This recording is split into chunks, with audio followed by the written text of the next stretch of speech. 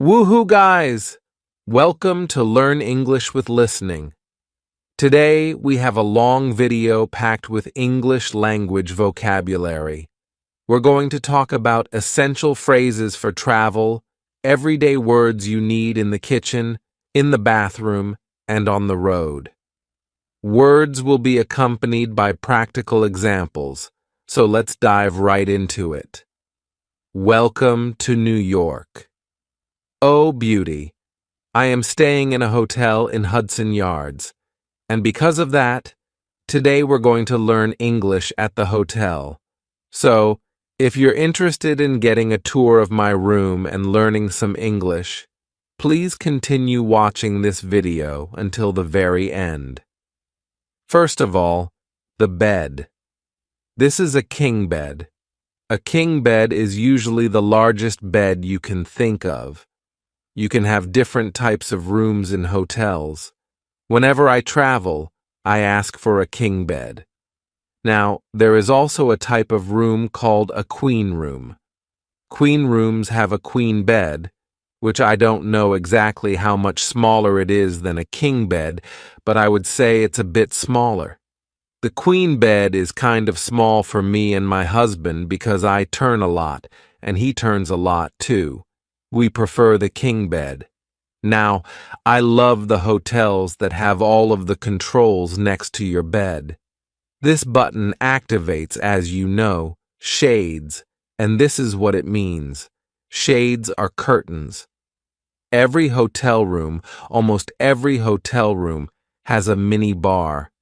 Now, sometimes, and this is not the case in every hotel, if you move a bottle, it activates a system that automatically charges you. I've been to one hotel like that, and they actually had this system in the fridge. It told me, if you're moving any of the bottles, we're charging you automatically. So, that mini bar was really bad. I don't like it.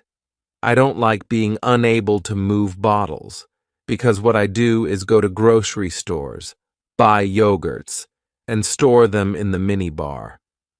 But if they have the system in place where they charge me if I move bottles, it's not going to work for me. So, be careful with mini bars at hotels. Now, this is a coffee machine. This is something that they're giving for free. This is coffee and different types of teas. Power down, jet lag. Jet lag means the state of your body when it is still adjusting to the new time zone. I traveled to New York from California, and we have a 3-hour difference. So if it's 1 p.m. in New York, it's actually 10 a.m. in California. And I am the type of sensitive person who actually feels the time difference because I can't go to bed at 10 p.m. in New York, because for me, it's still 7 p.m. because I'm on California time. So, during these 2 days when I'm transitioning to the new time zone, I say that I'm jet-lagged. I don't feel like myself. Maybe sometimes I'm more tired. Maybe I wake up at 6 a.m. and want to work. This jet lag is okay, by the way. 3 hours is fine. The worst is when you travel from the U.S. to Europe. This is the worst jet lag ever. Basically, when you travel east, it's really hard for me. It's easier for me to travel west because, basically, what happens is you just go to bed later. But anyways, if you've traveled, you know how jet lag feels. If you haven't traveled yet, make sure you have melatonin with you. I use melatonin, which is a hormone that helps you go to sleep, or sometimes just sleeping pills.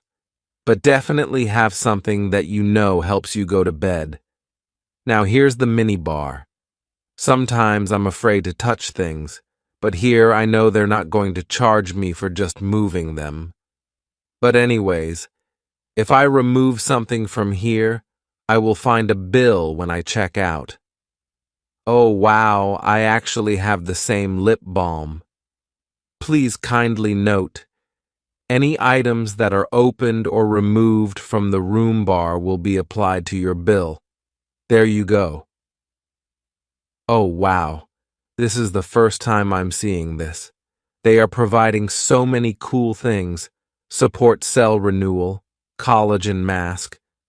How do I find prices, by the way? Sleep mask, wellness patch. What? What is this? Oh my God. Okay. Interesting. Sanitizer. This is the best lip balm that I've recently tried. Oh, there we go. Another mini bar. Refreshing towels. These should be free. I don't think they actually charge for them, but these are not free. Now, let's move to the bathroom. First of all, look at this. They've arranged my makeup, and they've arranged everything in such a nice way. I love it. Cosmetics that you use to take care of yourself are called toiletries. Normally, hotels provide you with basic toiletries. So here we have hand wash, soap, liquid soap, body cream, cotton buds that go into your ears to clean your ears, and they also have makeup removers or cotton rounds, sometimes I call them that, to help you remove your makeup. These are towels, but because these are so small, we also call them washcloths. They're basically for your face and hands. We've got toothpaste here, toothbrush, but this is everything I brought with me. Hair dryer, hair tie or elastic band, shower cap, hairbrush, and this is my makeup. Okay, maybe the last thing here. Shower gel, shampoo, conditioner. But I think this is pretty obvious. Now, sometimes hotels provide you with a bathrobe, something you wear after you take your shower. Now, this hotel, they went out of their way, which means this is the first time I'm seeing this. They're caring about their guests so much. This is a steam iron, a steamer to steam your clothes. Something that I really need because I'm here to talk at a conference which is going to happen in a couple of hours. This is the suit that I'm wearing, and I would definitely use their steamer to make sure I look good.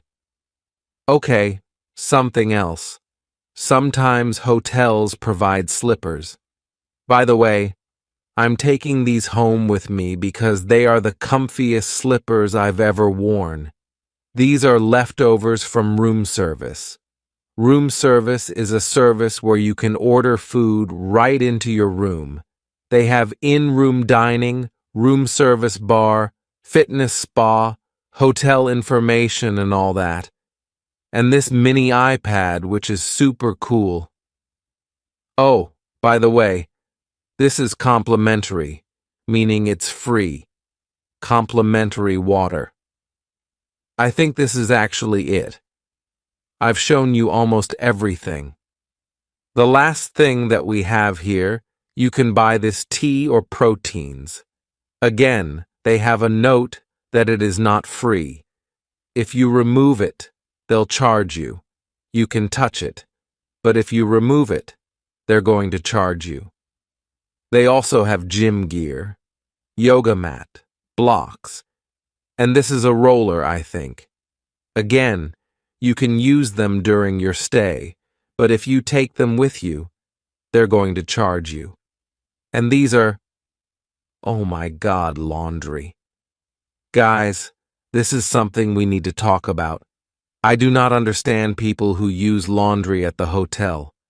You can basically walk a block to use a laundry, or you could just take enough clothes with you to not have to use the laundry. But if you, for example, want them to wash your panties, remember what that is? They're going to charge you $12 to wash your panties. I think my panties cost less than $12. That's funny. Socks. Let me find socks. We don't have socks because sometimes I see socks $10. Oh, something I wanted to tell you. They charge you $10 to wash your socks. Okay, this is just funny. I just want to do this. I bought socks yesterday for $6, so sometimes it makes sense to just buy new socks. These are super cool, by the way. Hogwarts. I love Harry Potter and I love the design of these. And some basic hotel phrases. I want to check in. When you arrive, they check you in. They check your passport, take your credit card, and you check in. Normally, you would have to check out by 11 a.m. on the day when you leave. So, the checkout time is normally 11 a.m. or 12 p.m. Something that I use all the time when I'm at the hotels is I always ask them to bring a kettle because I bring my own teas. Here, they actually had teas and a coffee machine that could just give you hot water. I don't know who does wake-up calls these days. Sometimes you can ask them to give you a wake-up call. Normally, it's going to be automatic. They're going to call you and tell you, like, hey, it's time for you to wake up. I don't know, I just use the alarm, but some people, I think, they use wake-up calls since hotels offer them.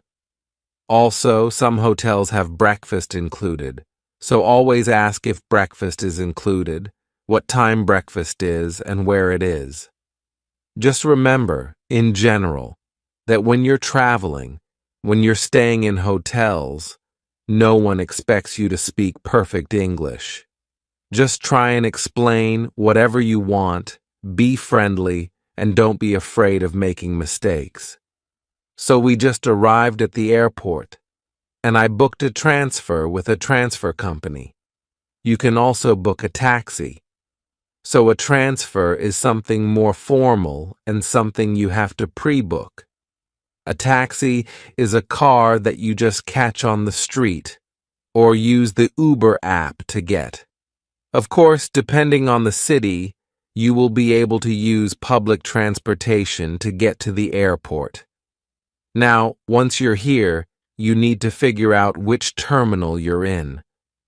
Now, we're in Terminal 5. And my airline is JetBlue. This information is extremely important because once you have it, you know where to go. You can either carry your luggage yourself or you can rent a cart. Depending on where you are, it's either free or not. In the US, it's not free, so you actually need to pay to rent a cart. I only have my carry-on with me. So a carry-on or hand luggage is something that I'm going to take on the airplane with me, so I don't really need a cart. Let's go and check in for the flight. You can check in yourself using your terminal and then drop off your bags at the counter, or you can just go to the counter and they will do everything for you. But because I only have a carry-on and this is a domestic flight is within one country. If you're flying out of the country, it's called international. So, because I'm on a domestic flight, I did online check-in and I have my boarding pass on my phone already. In most of the countries, you won't need to print your boarding pass. You just show them your phone and you go. Okay? I just went through a thing called a security check. This is where they screen your bags. This is where they check your ID again. Because I'm traveling domestically, there were no customs. Customs is where you have to declare things, like if you're carrying over $10,000 in cash, or bringing the Mona Lisa with you from Paris, like a real one, you have to declare that. If you're traveling internationally, you need to do that. But with a domestic flight, you don't need to. Then another thing that I've only seen in the US is called TSA Pre. Basically, what this means is that if you're a resident in the US, they screen you once before the flight, give you this ID number, check your criminal record, and if everything is fine, they give you an ID number, which gives you the option to go through a separate line where everything is a lot faster, like the whole security check. Now, if you're TSA pre and traveling in the US or from the US, then you have a separate line, which is a lot faster. I did it, I think, 3 years ago, and it was free with my bank card, and it just saves a lot of time. Now, it's always a good idea to arrive early for your flight. If it's an international flight, let's say at least 2.5 hours. If it's domestic, then an hour and a half, just because every airport is so exciting. Once you go through passport control and check in your bags, you have all the stores and plenty of things to do. I couldn't really film when I was going through the security check, but something happened there. I was selected for a random check. It happens randomly. You go through security, and they tell you you're selected for a random check, which means you need to allow an additional 5 to 10 minutes, or sometimes 20, for them to check you. So, basically, they pat you from head to toe to check whether you have any weapons on you or whatever. For me, it took less than 5 minutes. I went through an additional screening, and now I'm free to do whatever. I have an hour and a half before my flight departs, but boarding starts 40 minutes prior to departure, so I have half an hour to walk around the airport and show you things. I'm actually going to check out the business lounge and show you what's going on during this part of the flight. I posted something quickly on Instagram.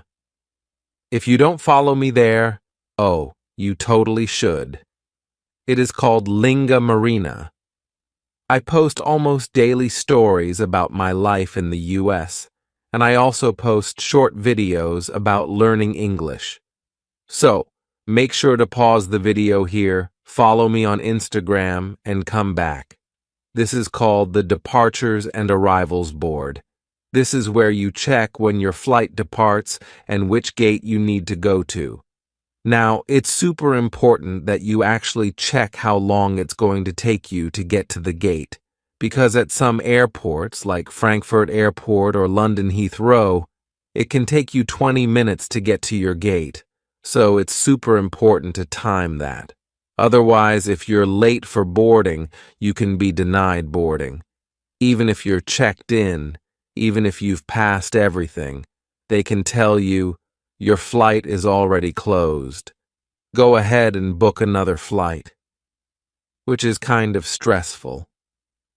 For security, my daughter Emily loves airplanes, so I'm going to get one for her so she could play. I don't know, maybe this one. I'm at the gate getting ready to fly, excited about the flight because I slept for 3 hours last night and the flight is 6 hours, which means I will probably sleep for 4 hours, and I'm really looking forward to it. Now, buying things at the airport can be extremely expensive. This is a $15 plastic airplane, and water can cost $5. Food can be super expensive. So it is a good idea to buy everything before you actually fly, because at the airport stores, it's like a monopoly. They can set extremely high prices, and it is better to buy your food beforehand. By the way, for flying in the US or from the US to Canada, and if you're from a different country, make sure you have your own food, because they don't give you food if you're flying economy, even if it's a 6-hour flight. On this flight, I got an upgrade, but on this flight, they're not going to give food to people, so always have your food with you. It happened to me, I think it was back in 2014, when I was flying in Canada from Toronto to Vancouver, which is like a 5-hour flight, and I didn't know about it. It was my first time flying within Canada, and I didn't know they weren't going to give us food. The only option for me to eat was to buy something on the airplane. Again, overpriced, not healthy, not delicious. So, since then, I always have my food with me. Now, when boarding the flight, there are actually several groups. When you board, if you're flying business or first, you're boarding in the first group. So, basically, depending on the class, you're assigned to a different group. It is normally written on your boarding pass. So, when you're ready to board, make sure you know which group you're in because they're going to announce Group number 4, boarding. Group number 5, boarding. And you can't really board until your group is called. Before your group is announced, they can board after that. Just make sure you don't miss the flight. I know in some countries they don't allow you to sit on the floor. I just loved it since the first time I traveled sitting on the floor because you can sit anywhere.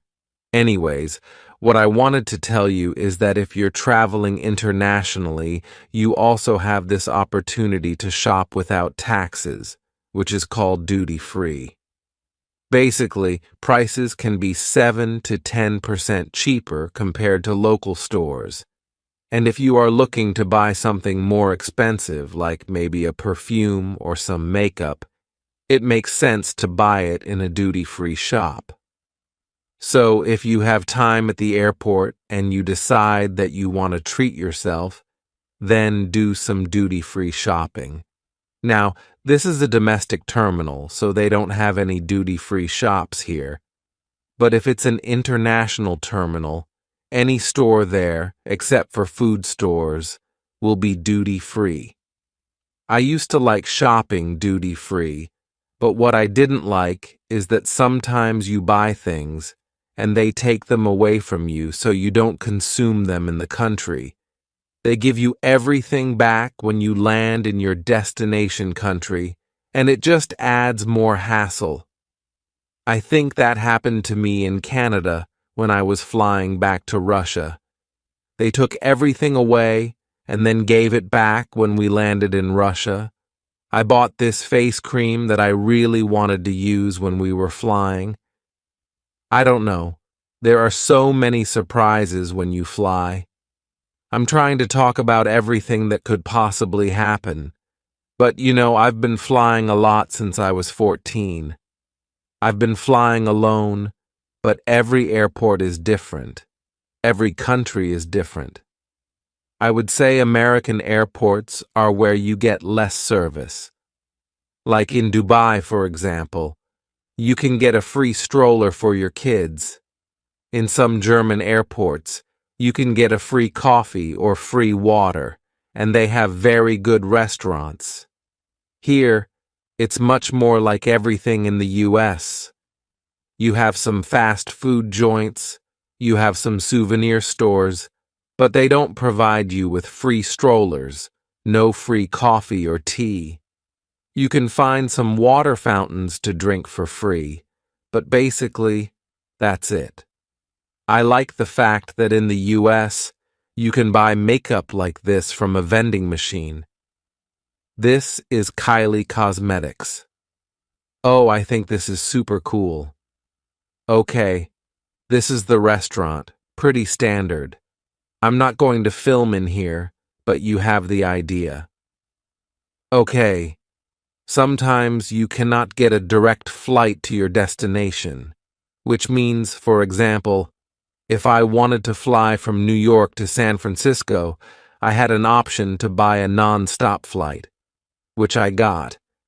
But sometimes you get 2 flights, and then you have your flight and your connecting flight. Normally, it is cheaper, so some people prefer to do that. It takes a bit longer, sometimes it's cheaper, and sometimes it just makes more sense. For example, when we fly from San Francisco to St. Petersburg, first of all, there are no direct flights, and second, I like to take a break between a transatlantic flight. A transatlantic flight is basically when you fly above the Atlantic Ocean, and it normally lasts for me like 11 hours. So I like to take a break at the airport, stay at the hotel, and then take my connecting flight to my destination. A couple more terms that I want you to know. A long-haul flight is normally a flight that's longer than 6 to 7 hours, and another term very popular in the US is called a red-eye flight.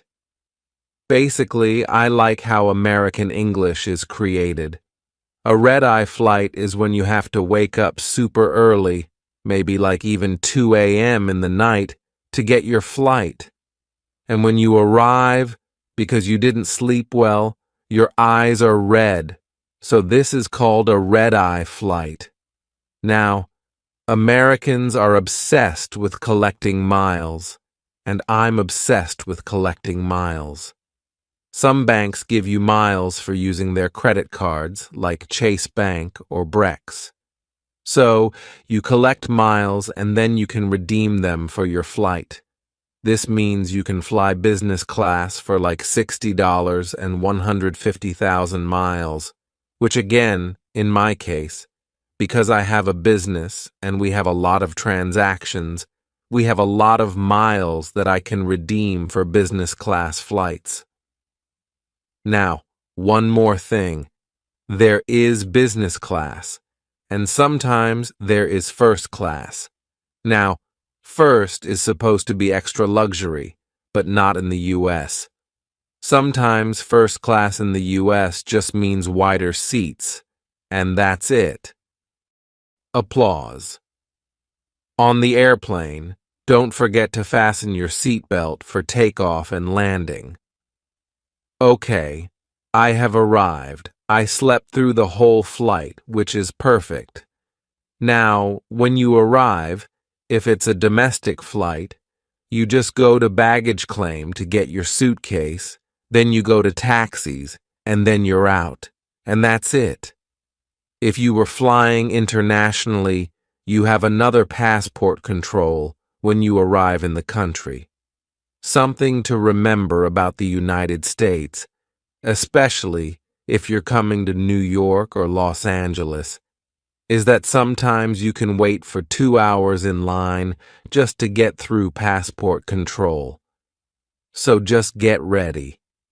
When I arrived for the first time, I was like, we missed our connecting flight, and I was so tired, and I didn't have water. Just make sure you have your water, you have maybe a book, and you have something to eat, because the lines can be crazy here in the US. Today we're going to talk about vocabulary associated with driving cars. And I'm going to teach you words that describe the inside of the car and the outside of the car. So, first of all, when I'm in my car, I want to start it. And I start it by putting my key into the ignition. In this particular model, I also need to press the brake pedal. With the brake pedal, you stop the car. So, I press the brake pedal, put my key into the ignition, and start the car. This thing is called the steering wheel, and I use it to turn left and to turn right. This thing here is called the stick shift, and I use it to either park my car, drive, or drive backward. The thing is, this car has automatic transmission. This means that the speed changes automatically. So what I do here, I press the brake pedal again, and I put this stick shift into the drive mode. This way, when I take my leg off the brake pedal, the car starts moving. But we're not going to move because we're going to talk about other things that we can see here in the car. I moved a little, so to prevent this kind of movement, there is also another brake that this car has. It's called the emergency brake, and in Porsches, it's right here on the left. But in some cars, there's an additional handle that you can engage, and this is called the emergency brake handle. Now, everything that's right here is called the dashboard, and it has different gauges. So it has the diesel gauge, for example, because this car runs on diesel. It has a speedometer that shows the speed. It also has the screen and all the buttons, so you can turn on the air conditioning, you can turn on the radio, and you can turn on whatever you're connecting, maybe an iPhone or whatever. Another thing that we have here is this glass in front of me, called the windshield in the US. And if it's raining, there are wipers. I can also use wipers just to clean my windshield. This mirror is called the rear view mirror, and I also have a rear view camera, so whenever I'm driving backwards, I can use either the rear view mirror or the rear view camera. When you have a glass roof, it's actually called a moonroof in your car. So, I don't know, well, we can guess where this word is coming from. A moonroof is when you just lay down and enjoy the moon, just by being in your car and looking upwards. So, this is called a moonroof. Let's talk about something non-technical. This is a cup holder. We actually have 2 cup holders, but we use it for hand sanitizer and bubble gum. We also have a so-called glove compartment. Again, we don't have any gloves there. We have a CD, some face cream, and some dog hum. By the way, some Americans say Porsche, which I think is really wrong because the car is produced in Germany, and in Germany, you say Porsche. If you press in the middle of the steering wheel, and I'm only going to do it once because we're in a residential neighborhood, here we go. This is called the horn. Whenever you're driving, please make sure you're wearing a seatbelt. So, you can wear a seatbelt, and the process of putting the seatbelt on is called tightening the seatbelt. So, with this button, you activate the emergency lights, and all the lights start blinking. If you want to open the window, you press the button called the window power, and the window goes down. In the same way, it goes up. This thing is called a visor. A visor protects the driver's eyes from direct sunlight, and this one also has a mirror and a light. So, if we want to start driving, I need to press the gas pedal. By the way, this is the passenger seat. This is the driver's seat. Now, let's talk a little about what we have outside of our car. So, here we have our door, and we have the door handle that helps us open and close the door. This is our side mirror. So, if you're a driver and you look at the side mirror, you see what's happening on the left side of your car. Now, my car also has a car seat for the baby, and it's a rear-facing car seat, because whenever Emily's here, she's facing rear. For all infants and small babies, you have to have a rear-facing car seat. In the US, this is my car's trunk, and I can open it by pressing this button on the key. Welcome to the trunk. It's actually empty. I like when my car is empty. I like to have a lot of free space here. Now I'm closing it. This right here is called a license plate. In California, you're required to have 2 license plates, one in the back and one in the front. They also give us these stickers that certify that we have paid our taxes and fees this year. Of course, every car has 4 wheels. We have the wheel itself, and this is the whole construction, but the black rubber thing here is a tire. Sometimes that happens to me, actually 3 times in my life. You have a flat tire.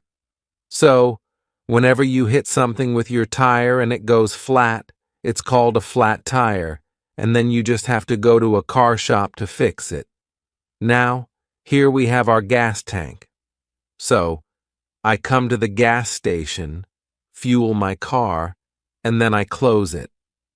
Every car has a lot of lights, so we're going to start with a brake light. We also have indicator lights, so they indicate that the car is here. Then, We have signal lights that start flashing whenever we're turning right or left. Here we also have fog lights. We also have exhaust pipes. So whenever you're driving, whenever the car is activated, whatever the car is producing is coming from these pipes. And we also have a spare tire. It's in the trunk, but some cars would have it here, underneath. Here, in the front of the car, we have our hood, and the engine is there. All the technical details are there. We also have our headlights, and here they have two modes. We can have our headlights in the high beam mode when it's very dark outside, and we can see. There is also a low beam mode. In the US, for example, we're required to have our headlights on low beam mode when we're driving in the evening. Now here we also have, guess the name? I really like the name because it reminds me of a grill. This is called the radiator grill. Here we have a front plate and our bumper. This is our fog light, and this is our turn indicator light, and there is another indicator light on the side of our car. Now, I'm going to lock my car with my car key, and we're wrapping up our video. Guys, if you enjoyed it, please like this video and subscribe to my channel. If you want to learn more mobile vocabulary, please make sure to download my workbook that has 1,000 words in English that every English language learner needs to know. So, a kitchen is a place where you prepare food. In some American homes, you also have a dining room, which is separate. So, you will prepare your food here. We are in our house. I'm going to show you. We actually have this dining room, but I was like, why have a separate dining room when we can have a kids' room here? So this is actually the previous tenant who lived here. We looked at the photos, and he actually had a huge dining table here. And I guess that makes sense if you have a lot of parties at home or like to invite guests. But for us, we decided that we're going to have this dining area as a part of our kitchen, and this is enough for us right now. All right, let's start with this corner. This is our dishwasher. We'll put our dishes here. By the way, if you wonder what this is called, this is your rack in the dishwasher, so something to put your cups and utensils on. We have dishwasher detergent, and you put it in your dishwasher, and it helps your dishes stay clean. This is called Rinse Aid, and this is something I learned when I came to the US, because in our previous apartment, our dishwasher said low rinse aid, refill rinse aid, and I was like, why do you need something extra? This basically helps your dishes dry better, and they're sparkling clean. Yeah, it kind of helps. But I also think people just invent a lot more stuff to get your money. I don't know, but we still use it, Rinse Aid. This is our sink. So if you wash your dishes manually, you use dish soap to clean your dishes, and you also have this tap. In Great Britain, it's called a faucet. The thing is, whenever you travel in every country, you will have different perks that taps have, so you kind of have to figure out how they work. The first time I entered this house, I switched on the water, and there was no water. I told the agent was here, and I was like, we have no water, and we're moving in today. I need water. We just flew here from Russia. She said, try this. Seriously, every single person who comes to this house tells me, Marina, you don't have water in the kitchen. We do have it. There's just this sensor right here to make the process more automatic. But I don't know. I don't really like it. Do you? If you're watching from Turkey, you probably know what this is. I think this is a Turkish thing. I've just seen a lot of those in Turkey. This is a juicer, and I've seen them in Italy as well. We used to use them for oranges, but now we got another juicer. It's right here. We use it for oranges. Something else that we have here, super important, this is called a chopping board, and you normally have several. You have a separate chopping board for your meat, and you have a chopping board for bread. For example, this is our bread chopping board. It's wooden. This is paper towel. Super useful. You can use it instead of napkins or, something that is a must-have in any kitchen. This is a thing that completely changed my life. It cost $10. This is an egg cooker. So instead of cooking your eggs and boiling them using the traditional method, a saucepan, etc., you just put them here, add some water, and it starts. Then it stops automatically and makes a sound. Since we got it, we just use this. We stopped doing eggs the regular way. We have our kettle here, but the thing is, another life hack, we got a water dispenser. So, here in the US, we pay around $6 to rent it every month. But this water dispenser actually dispenses hot water, which means we stopped using the kettle. We only use it when we need a large amount of water, like boiling tea for many people. But if I want to make myself a cup of tea, I will just use this water dispenser. You can use it for both cold water and hot water. Here we have our fridge. Messy. Welcome to our fridge. I'm not going to point at food this time, but if you want me to point at food, we can make a separate video. We have the fridge and we have a freezer, so everything here is frozen. One of the best ice creams here in the US is chocolate. If you have food that doesn't require refrigeration, then you store it in the cupboard. Well, I did some reorganizing a couple of weeks ago, but you can't really tell. We've lived in this house for 8 months. Oh my God, where is this coming from? So much food. We have our pasta here, we have coffee, we have dates. It's my favorite dessert replacement. Oh, and if you wonder what this is, somebody told me this helps prevent ants. But they came here yesterday, and they didn't care about my orange peels. So, here we have another juicer. This is actually a fancy juicer that lets you juice anything from grapes to soup. We stopped using it. The problem is, I only want to juice oranges, and this is not good for oranges. So, toaster, coffee maker, or coffee machine, espresso is my favorite. Here we have a blender. This is my waffle maker, but again, so bad. I've only used it like a couple of times, and then I decided that I need less gluten in my life. So this whole thing is called a stove. It can be electric or gas. A lot of states in the US, a lot of cities, are actually banning gas stoves, so we already have electric. And this thing here is called an oven. So, for example, if you're baking something, be careful when taking your tray out of the oven because it can be too hot. This is a kitchen towel, super useful for every purpose.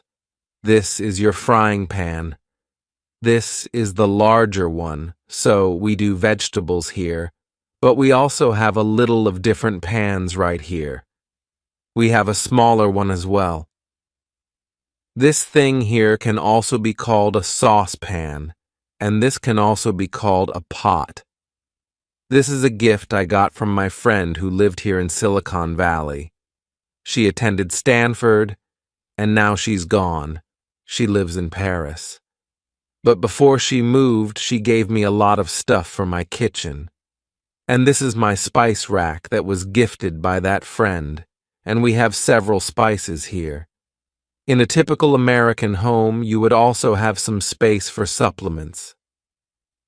Americans love supplements, and this is what I also realized when I first came here. In every single home I came to, there was a special rack with a lot of supplements.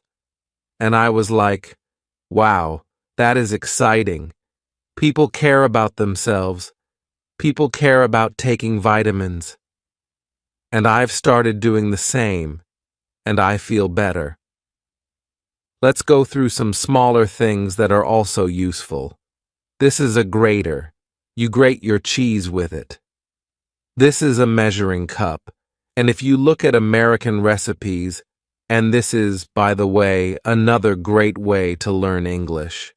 I remember when I was back in Russia, I would only look at American recipes because I wanted to get acquainted with the culture and the food that people eat, but also because I wanted to learn vocabulary connected with cooking. In a lot of American recipes, people measure stuff with cups, like 2 cups of flour, 1 cup of milk, and this really helps measure everything. This thing is called a whisk, and you use it to whisk your eggs, flour, or whatever. Whenever you're baking, you would use a whisk. Another type of measuring cups: 1/4 of a cup, 1/3 of a cup, 1/2 of a cup, 1 whole cup. Very useful. This is a spatula, so whenever you're frying eggs or making pancakes, you use it to take them from your frying pan and onto the plate. Spatula. This is a game changer. This is called a peeler, and you use it to peel your potatoes, cucumbers. When I used to peel potatoes and cucumbers with a regular knife, this is a knife, I would peel half of the potato instead of just peeling its skin. But when I started using this, and this cost like $1 from IKEA, game changer, I became like a professional chef peeling vegetables. When I say colander, do you understand what this means? Let's find a colander in my kitchen. Is it going to be here? Oh, yeah. This is your colander. When you make your pasta, you put it here to drain, so the water comes from your pasta, and you enjoy it without any water. A colander helps you with it. Now, guess what this is called? And again, depending on where you're from, when I first saw it, I was like, what? What do I use it for? This is called tongs. Ladle. You absolutely need it if you like to cook soups. We have this small ladle. They came with this Instant Pot, and Instant Pot is another word that I want you to know. Instant Pot is used to create anything, basically, but we use it for soups, poultry, chicken, duck, etc., and oatmeal. So, Instant Pot, in order to take things out of it, they gave us this plastic ladle, and we also have a metal ladle.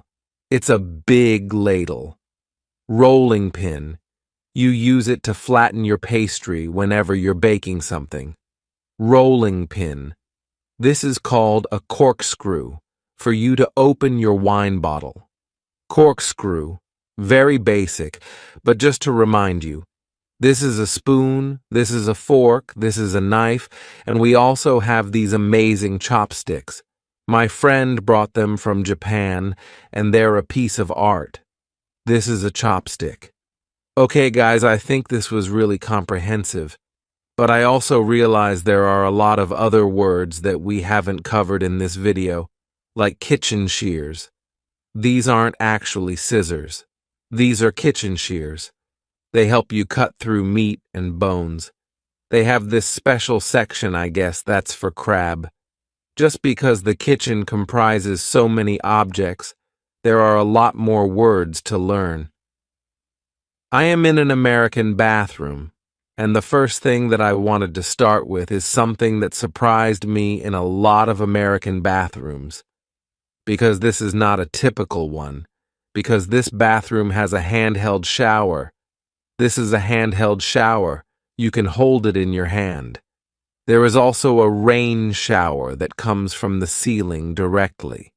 Normally, in an American bathroom, you would only have one type of shower, which would come from the wall, and you won't be able to take it with your hand.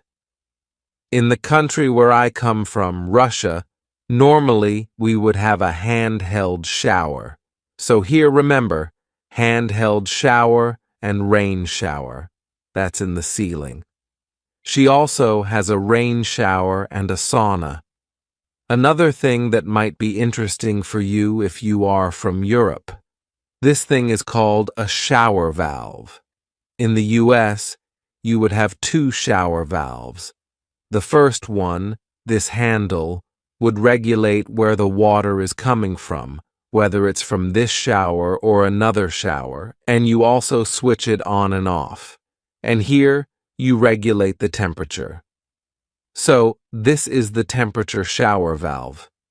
Also, if we look here again, I mentioned this is not a typical American bathroom, because normally in America, you would have a master bathroom that would have a full bath, and this is called a full bath. You would have a guest bathroom that would normally have a shower. Again, it's really different everywhere in the US. Really different depending on the states. Here, we have 2 bedrooms but just 1 bathroom.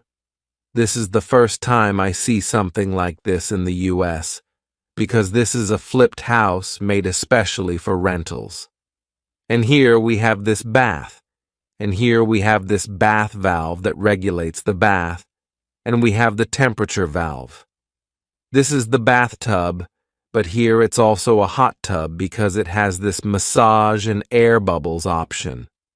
So, in a lot of countries, you might call it a jacuzzi, but jacuzzi is actually a brand, so the correct word for this kind of bathtub is a hot tub. Now here we have a towel. You can just put it on your bathtub, or you could put it on your towel rack. And by the way, if you're staying in a hotel, normally you would have 4 towels per person. Let's talk a little about the products that we have over here. We have a shampoo. It's for your hair, and this is what you start with. Then you move on to hair conditioner. This is something that helps your hair stay shiny. This is used to wash your body, and there are several words that you can use. You can just call it a soap, you can call it liquid soap, you can call it body wash, or you can call it shower gel. Shower gel. I need to scrub off 10 layers of shame. Now, let's move on to our sink section. This is called the sink. This is where you brush your teeth, wash your face, and this system is called a faucet. Sometimes you can call it a tap. Normally, you have your tap in the kitchen. This is the faucet, and you have a mirror. Now, let's take a look at some core products that we have in the bathroom. This is your toothbrush, and this is just a regular toothbrush. You can also have an electric toothbrush. You have your head, and you have your toothbrush itself. What you put on your toothbrush is called toothpaste. This product is called cotton rounds, and you can use it to take off your makeup. There is another product I have to bring from the kitchen, and this is called a cotton bud. Now, girls, you're going to be excited. We're going to talk a little about makeup. A brow gel, something that you brush your brows with. We have our mascara here for your eyelashes, right, mascara? Then we have our deodorant. This is my face cream, and it has sunscreen inside.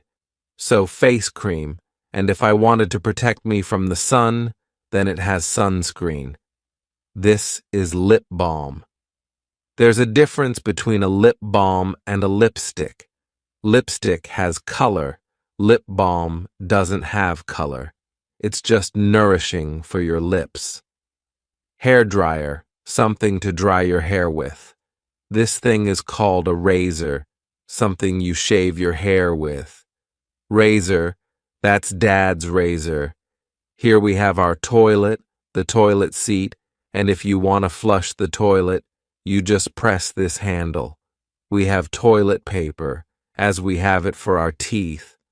Oh, it's dirty. Toilet brush, something to clean your toilet with. So, something we have below the toilet is called a drain, and sometimes we had it in a previous Airbnb. The drain became blocked with something, and whenever you tried to flush, the water level just rose. It was kind of dangerous and didn't smell well, but then we fixed it. And we fixed it with a device that I'm going to show you right now. If your drain is blocked, then you use this toilet plunger to help fix the problem. Toilet plunger. Now, here we have something that's really popular in California. This is called Epsom salt. This is salt that you put in your bath and you soak in the water. You soak in the bath, and there's this, kind of activity when you're asking someone, "What are you going to do tonight?" "I'm just going to soak in my bathtub with Epsom salt." Epsom salt helps you relax your muscles, and this is why we even have two different types here, and everyday Epsom salt has gone missing. If this bathroom was bigger, I would have it in my bathroom, but here the bathroom is really small, so we just keep it in our bedroom. This is called a laundry bag. This is where you put your dirty clothes, because otherwise they would just be scattered around your apartment or around your house, and then you just bring it to your laundry room, where you wash everything.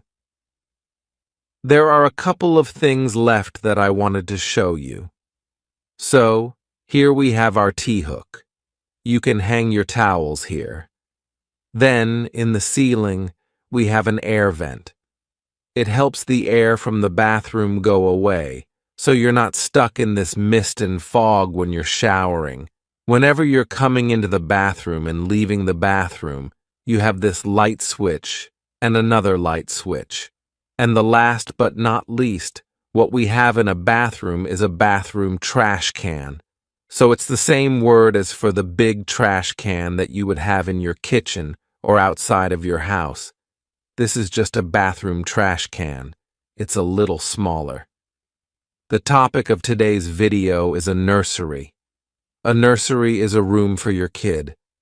The thing is, we don't have a separate room for a kid right now because, well, we have a separate room for an older baby. But for a new baby who is still 1 month old, we have our bedroom. And we have a lot of interesting objects here, and we're going to start with a crib. This is a baby crib. This is the right way to call a baby bed, but anyways, this is a bedside crib because it stands next to our bed. Because I still nurse my baby. Nurse means she's breastfeeding. This is nursing because I still nurse her. She wakes up 1 time per night to nurse, so I like to have her next to me so I don't have to stand up in the night, nurse the baby, put the baby down, and go back to bed. Here we have an amazing thing called a swaddle. When you swaddle the baby, you basically put her into this object and she can't move her hands, because babies, especially newborns, they can't really control their movements. This really helps babies to sleep better. This is called a swaddle. Now, this is your diaper. I don't know if it needs explanation. You know what it's for. This is a diaper. The next thing that is super useful is a pacifier. It basically saves my life. With my first kid, I read a lot of articles that said if a baby takes a pacifier, they're going to have problems with their teeth. The thing is, well, when she was 2 months old, I was really tired of her crying all the time, and I gave her a pacifier. Suddenly, she became a different baby. So, with the second baby, I just gave her a pacifier right away. It really helps. Pacifier. Let's look at some baby clothes. This is a typical example of an oni. An oni is basically your t-shirt. But because it's for a baby, it actually closes here so that it doesn't go up, and it's just for comfortable wear. This is an oni. This is called a bodysuit, so it's basically your shirt and your pants together. Bodysuit. This object, by the way, is called a chest of drawers. And, yeah, we use it to store baby clothes. Some people would have a changing table in their room, so basically a table where you put your baby, change their diaper, and dress her. I don't know. I just use our bed for it. This is our changing table. But just so you know, a changing table is actually a thing. Another object that I wanted to show you. This is called a bassinet. So a bassinet is different from a baby crib in a way that the baby, well, I think this one can be used up to 8 years of age. This is from 0 to 4 months, so sometimes you don't want to get it if you're hoping for just one child, or you can borrow things from other people because it's only useful for 4 months. The thing is, this is an automatic bassinet. So, it has a button. You press it, and it starts rocking like this. I can actually demonstrate, so it's rocking automatically. It's making sounds to help the baby fall asleep and stay asleep. Now, let's look at some fun things. This is actually, I love the name for it. This is called a baby gym mat, because babies do some tummy time. Tummy time is when you put a baby on her stomach, and she learns how to hold her head. And yeah, this is called tummy time, and you would use this for the baby's tummy time. You would put the baby here, put this below her head, so if she drops her head, she doesn't hurt herself. And yeah, you can hear the baby from time to time.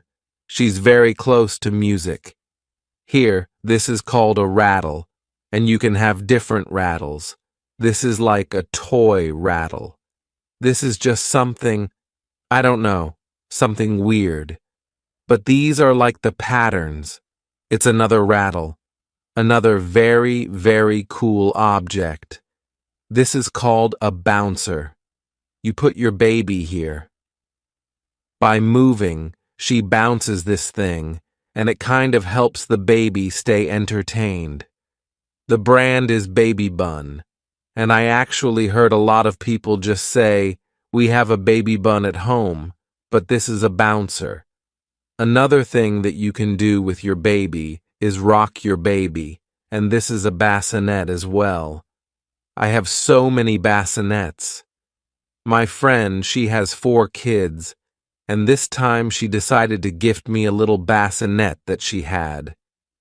This is actually a rocker as well because you can rock it manually.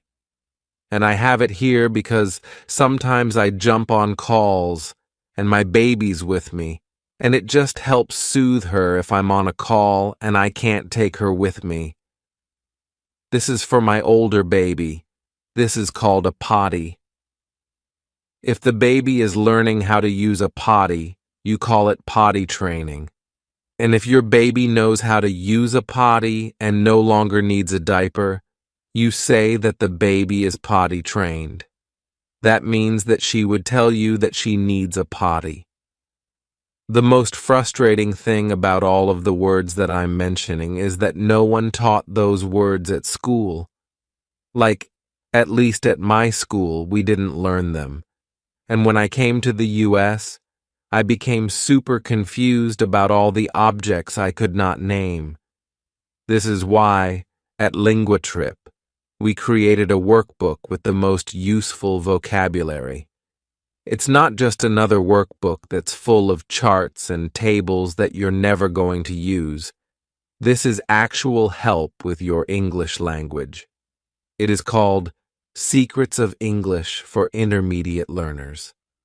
In this handbook, you'll find up-to-the-moment words and phrases, grammar, ways of forming new words, pronunciation, and even tricks for managing efficient small talk.